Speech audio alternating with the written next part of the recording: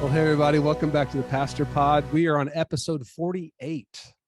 And if you're new with us, I'm Josh, a pastor of a church called the Bridge Church down in Venice, Southwest Florida. I'm here with my co-host, as always, Jay Mudd, who has most recently moved to the Orlando area this last summer.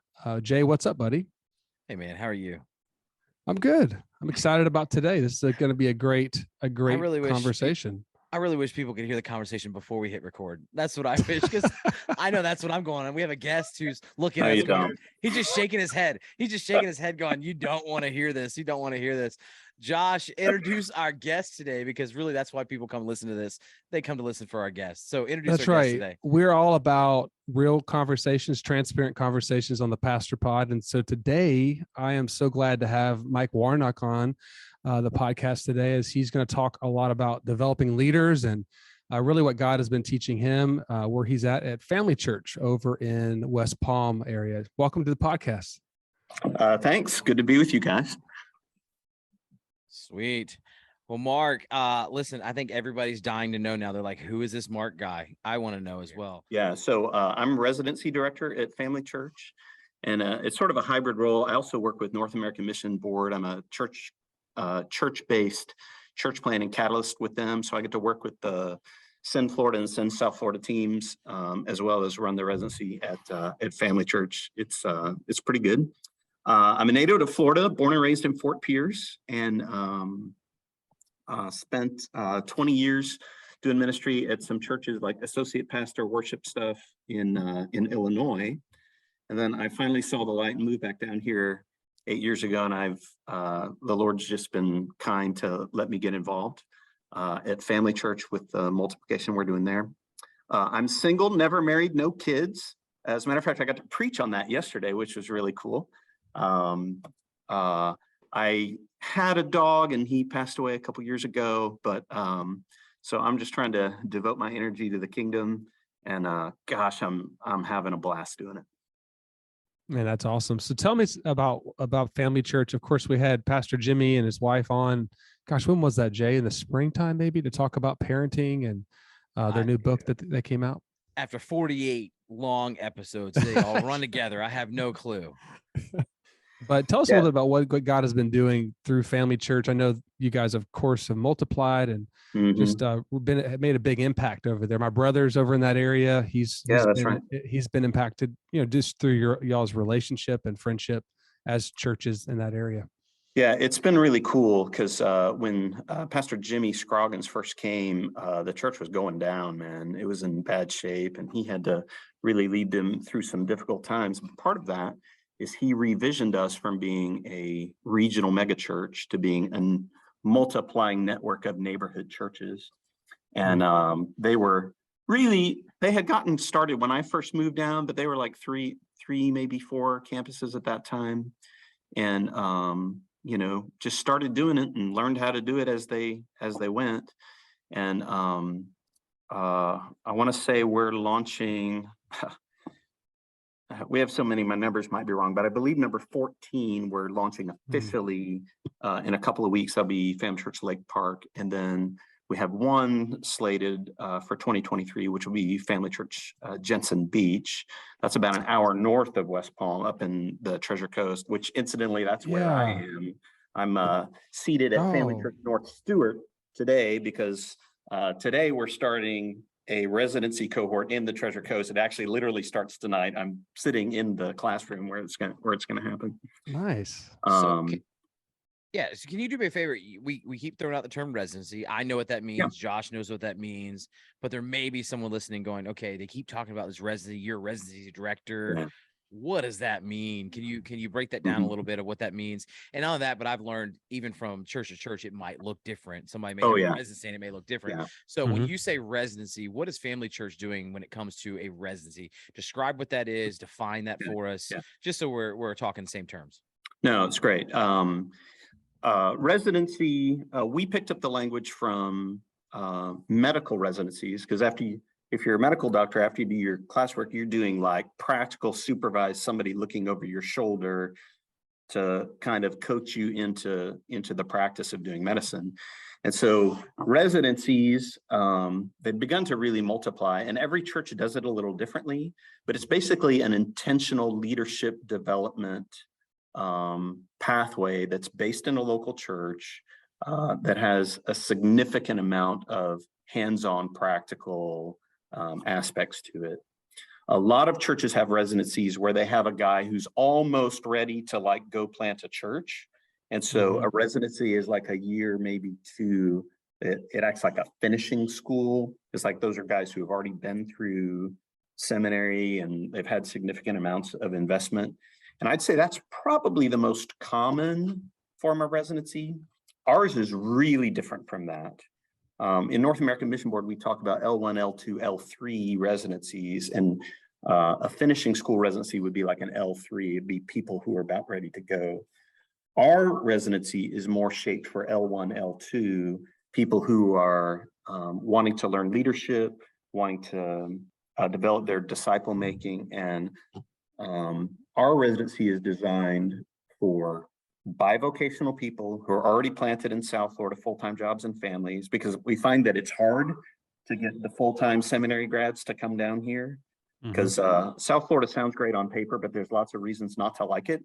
And sometimes they come down here and then they don't like it and they don't last, that kind of thing. But then the other thing is, like, we just need more. And the people who are bivocational, they're already down here, they're already embedded in our church and our culture. So we want to develop them. Anyhow, so our residency is a 2-year program. It's designed for bivocational people. Most of them now, we've had some come in from out of area to join our church and become part of the effort, but most of them are just coming up through the ranks of our church and get identified by their campus pastors as emerging leaders. And so we put them through some theological formation, some deliberate coaching, and some ministry skill development. And what happens with most of them is they'll come out of that residency either in high-level volunteer roles. Some of them will step into part-time roles. And then of my graduates, a lot of those guys will stay in those part-time roles for a few years, continue to develop, and then some of them will elevate to full-time or higher levels of leadership. As a matter of fact, the church plant that we're launching in a few weeks, Phantom Church Lake Park, the lead pastor for that was in the second residency class about 9 years ago that came through, and he's been serving in our network in a number of different roles full-time for a while, but he's really developed and he's ready to go. He's going to do a great job. So one of the reasons why I'm glad you shared that is because I did a residency when I planted a church in Boston, but it wasn't the residency you're explaining right now.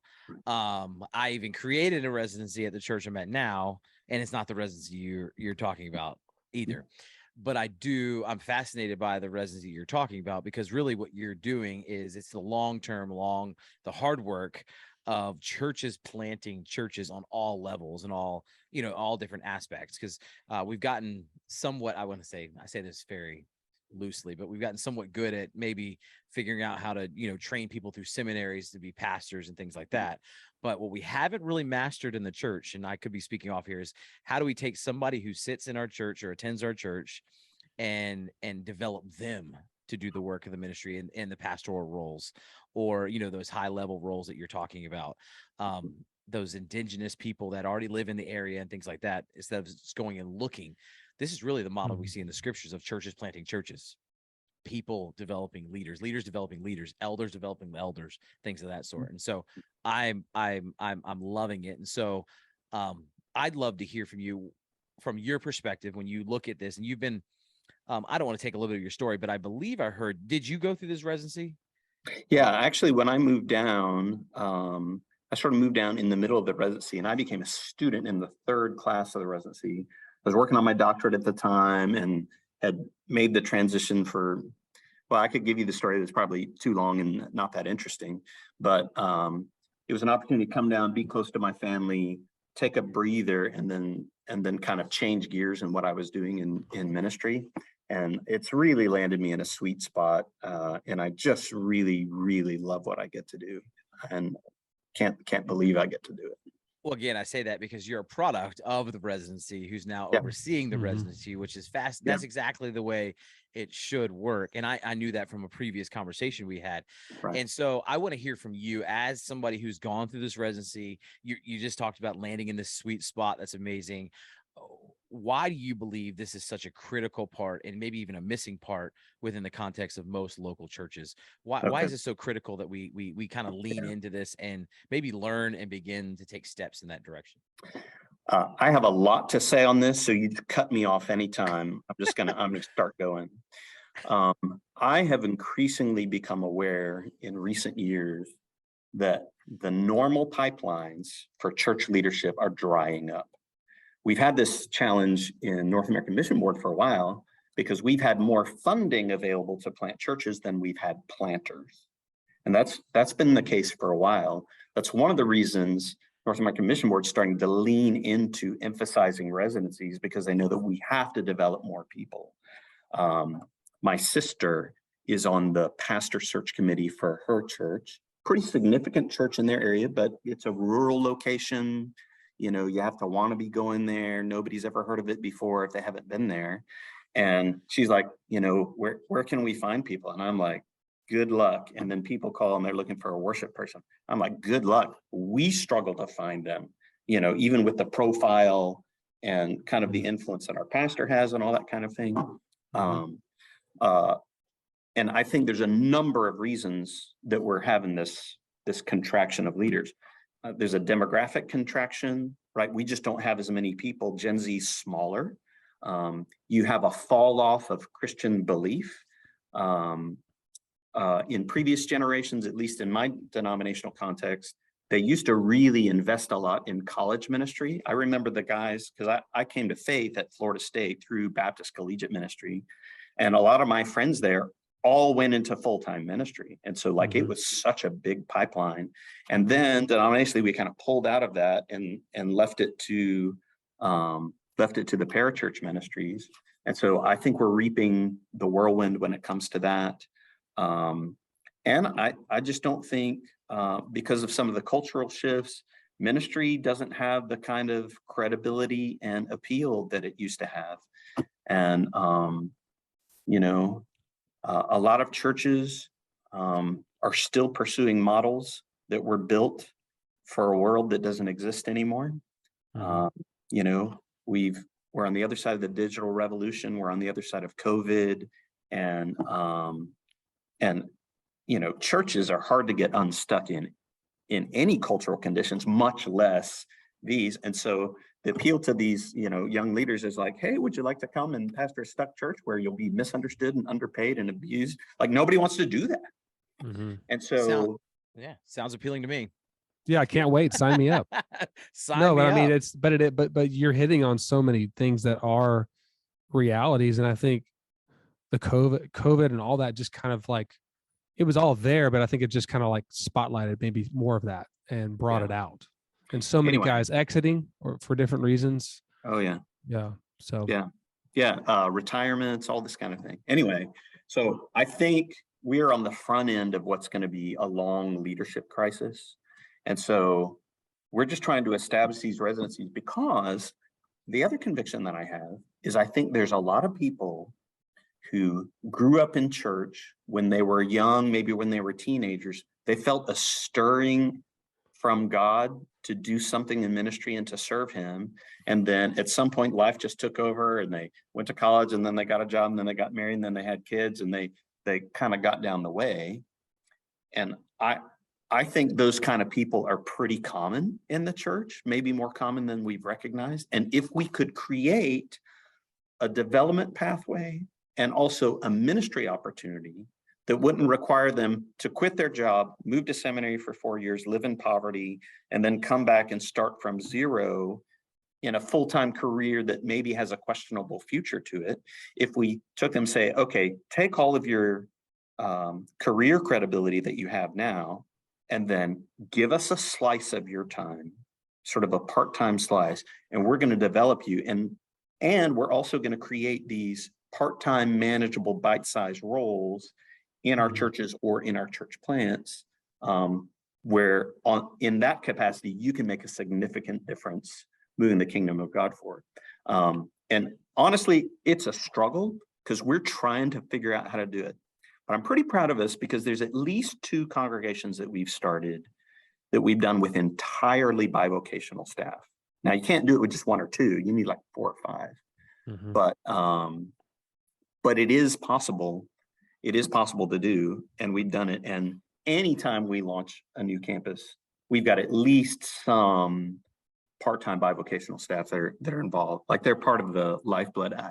It's been a while since I've run the numbers, but the last time I did, I would say about 40% of our ministry staff across our 14, 15 churches are bivocational, and they're critical, man.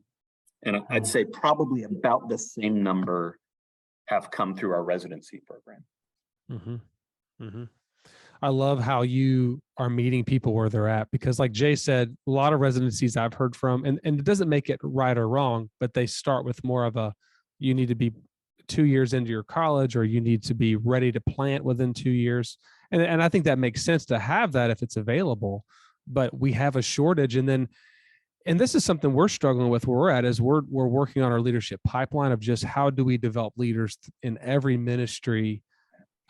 And I know we haven't probably prepped you at all in this, but just to throw a curveball, have you guys developed a leadership development pathway to go along with the residency, or how does that, because I almost see them not as different, but like, how do they complement each other? How do you guys, weave that in? That's a really good question. One of the things that I'm convinced is that for many years, what we've done is we've seen leadership development as a separate category from discipleship.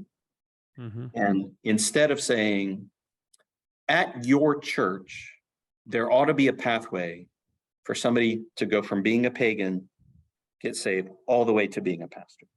Now, that may not be you running a full seminary at your church, because we're not doing that. And we shouldn't, and we don't have to, but there at least ought to be those steps. And so what we've done at Family Church, and this was, I walked into this wasn't my idea. We start in 5th grade. And we have a 5th grade young leaders program to identify emerging kids and give them a little leadership responsibility. And we do that. And then during middle school and high school ministry, we have some programming, mostly centered around our spring break missions trip. For middle schoolers, it's a discipleship experience, but we give high schoolers a leadership role leading those middle schoolers during it. And we invest in those high school leaders.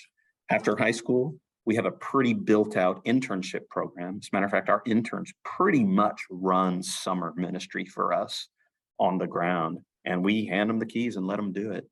And then sort of the top level of that is residency, which is aimed at post-college adults. I've had students as young as 23 and as old as 75. And wow. we've got room for all of them. Man, that's cool. Oh, I was muted. That's cool. That's cool. Listen, Mark, I think this is fascinating, but I also see that sometimes there's lots of challenges that come with us doing something less, right? There's lots of challenges. Yeah. And I think sometimes pastors, when they hear this idea of residency, I think a lot of pastors, I want to give them the benefit of the doubt. I think a lot of pastors are like, man, I'd love to be involved with something like that. All right. I think they'd like to, but I think it seems so overwhelming. It seems such a big task. Like it gets so cumbersome. They're like, I don't know. Yeah, I'd like the idea, but maybe I can just give some money to somebody else who's doing it versus doing it something like that because that's that's sometimes easier to do, is just, hey, I'll just fund it versus do it myself. Yeah. And in some ways, I think churches, in some ways, even in organizations, nothing against any organization that does, we've made it easy to do that. It's like, hey, just fund this and let us take care of it versus do it yourself. And so, we've outsourced pastor development to the seminaries for years, and that worked for a generation, and it still works to some extent. Like, in the Southern Baptist world, like, we have amazing seminaries and they're doing great work, but we're still having this crunch, and people are still struggling to find leaders. And so, and the other thing is, all these seminaries, they'll partner with local churches and help you. Like, they'll provide the stuff that you can't do, and Like there's a lot of possibilities now. And honestly, I'm very sympathetic with pastors because man, what a time to do ministry. Like it's Right. just exhausting. It's And you're like, difficult. oh yeah, now you want me to start up a residency program in all my spare time. I get it. So one thing I would say to that is we've just got to see leadership development as central to the mission, right? And this is New Testament. This is Jesus, man. Like if you plot out the amount of time that Jesus spends with different groups of people, right? He is teaching crowds, right? The 4,000, the 5,000, all this kind of thing, Sermon on the Mount, that kind of thing. But the vast majority of Jesus' time was spent developing his key leaders, developing his disciples, the 3, the 12, the 72. You look at Paul, he's traveling around starting churches, but as he's doing that, he's developing this cohort of leaders. He's having to develop leaders everywhere he goes. And you see their names at the end of his letters. You don't know who they are and you don't know much at all about them, but they're there. And so this is a New Testament pattern. And the other thing I would say to pastors is, man, you can start small and simple. A lot of times people talk to us. Our residency's been running now. We're starting our 11th cohort this year. And like, we've really built out the curriculum and all this kind of thing. And it looks really intimidating and impossible. But our residency program, when it started, it was a glorified book list with 7 guys they managed to get in a room on Sunday nights. And honestly, that's still the core of the curriculum. You know, a pastor who had 2 guys who he thought he could develop a little bit in his church, if he picked between 1 and maybe 8 or so books that were influential in his own ministry formation and just would commit to meet with those guys on a regular basis, that could be the seed of a ministry program. The important thing is to start where you are and start something. And then as you get the thing moving, you can improve it as you go. Because if you do that for a couple of years, one of those guys may come back and like help you teach it. And then one of them, like me, might become the director of the whole thing. We have a residency in English and in Spanish. Our Spanish director was a student at the same time as I was. Luis Echeverri, great brother in Christ. And so he's leading about, 25 or 30 Spanish students. And I'm leading about 25 or 30 on the English side. And that sounds really impressive, but like we're not gonna plant 60 churches with those guys. They're gonna come up and support our thing. So like, but it started out with 7 guys in a book list, So it starts out small, but then begin to multiply as you rethink it. Of course, you sent me all your resources a while back. Did I tell you that, Jay? I'm a little bit more special today because I have them. Mark had sent. Okay. Well, I'm glad you're special too. I want to make sure. And here's the other thing. Any of your listeners who want all of our curriculum, if they will just email me, I will send it to them.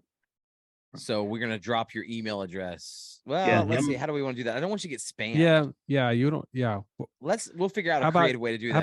How about they send an email to the pastorpod@gmail.com. There we go. Request we'll make the it, and then we'll connect the dots.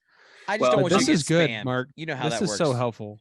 This is so helpful because I've been praying through here in our church, and we've got multiple men's groups, lots of cool things happening with a lot of our men, women, couples groups, but looking at how do we develop leaders. And I don't know if it's just an American thing, but we tend to go, okay, I need a program for that. But this is not really a program. This is more a relational process. It sounds like, where you're guiding people. You have a curriculum, you have things that you're going to cover, but the whole point is it's relational. It's not just information download and then you check the box. Is that kind of what you're saying? The real sauce is the relationships. It's the relationships the students have in the cohort with each other. In our context, we provide a coach for every residency student, and so they have to meet with their coach 3 times a semester, and it's mainly to care for their soul. And all of our residents are serving in some ministry area, well, under the authority and supervision of one of our pastors in one of those areas, whether it's kids or students or worship or wherever it is. And like, that's where all the fun stuff happens, man, is within the relational context. The curriculum almost doesn't matter. Oh, so Mark convinced me from my conversation with him. No, I was saying, oh, be careful. What I was going to get at is I think pastors, we just said this a minute ago. I don't want to run past it though. I think some people think that you have to have all the curriculum, everything in place, it lined out to a T before you can start doing this. When all you need is actually one person that you see God at work in their life saying, hey, I'm going to throw some water on that. I'm going to come alongside that and just invite them into the process of what it looks like to do the work of the ministry. Invite them to the table, invite them to the conversation, invite them to the meetings. Now, again, they can't come to every meeting, but there are some meetings they can come in. And you start inviting them to those meetings, and all of a sudden, God does the hard work of changing their heart and saying, hey, this is what I want you to do. That's God's job. Our job is just to, create the environment for that to happen. It be in line with God's agenda to do that. And so, and just to underline that is, what did Jesus do? He went around preaching and teaching in Galilee, and he had these guys with him. And so, like, the simplest form of residency is find a guy who will just come and be with you while you're doing what you're doing, right? If you have one guy, invite him into your study while you're doing sermon prep, explain to him what you're doing.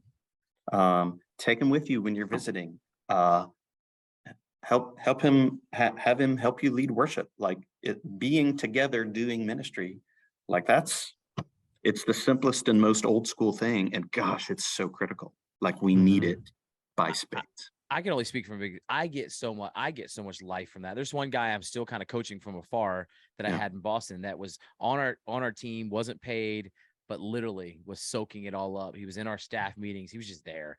And I can't wait to see what God does in that. I don't know what God's going to do with that, but I can't wait. So I get just as much. I think pastors, we get just as much from the residency as those going through the residency. I think that's the case. Now, Mark, when do you guys kind of meet?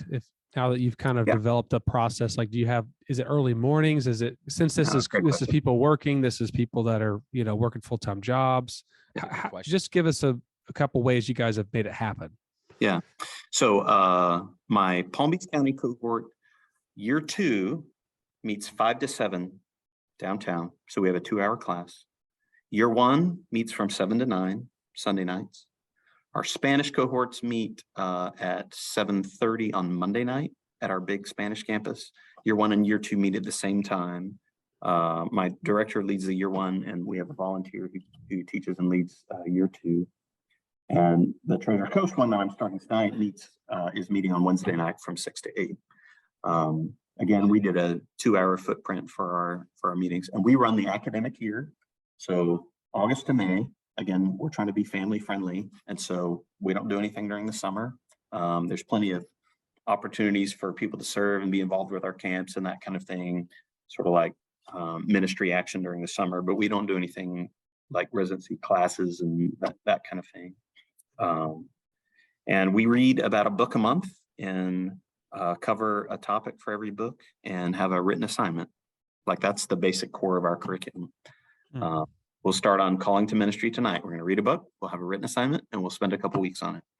And then we'll do disciple making for 4 weeks. We'll read a book, have some assignments, and we'll talk through a lot of material. That's basically how our curriculum goes. And so you guys do all yours in the evening time?